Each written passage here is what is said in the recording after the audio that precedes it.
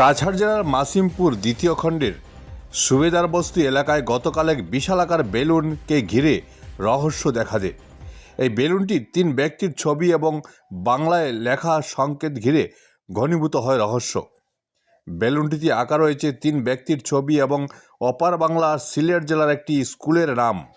স্থানীয়রা আতঙ্কিত হয়ে ওঠেন, তবে পুলিশ এই ঘটনাকে আতঙ্কিত না হওয়ার জন্য সবাইকে অনুরোধ জানিয়েছে। Bureau report, Barak vision.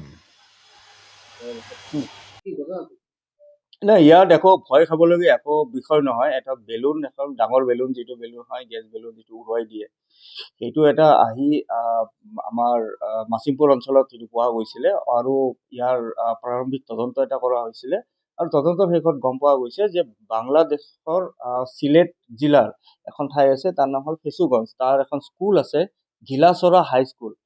আৰু এই গিলাচৰা হাইস্কুলৰে যিটো মানে তাৰ স্কুলৰ এটা চেলিব্ৰেশ্যন আছিলে, 65 ইয়াৰ চেলিব্ৰেশ্যন, বোধহয় সেইটো চেলিব্ৰেশ্যনৰ মানে এটা পাৰ্ট হিচাপে তেওঁলোকে বেলুন উৰাইছিল আৰু কোনোবা ক্ৰমে সেই বেলুনটো উৰি আহি আমাৰ ইয়াতে আহিল। আমি প্ৰাথমিক তদন্ত মতে এইখিনিয়ে, আৰু ইয়াতো এটা উচ্চস্তৰীয় এটা তদন্ত চলি আছে। যদি কিবা বেলেগ কিবা বস্তু ওলাই আপোনালোকক অৱগত কৰিম। নাই, পাব্লিক পেনিক হোৱাৰ একো কাৰণ নাই, একো কাৰণ নাই।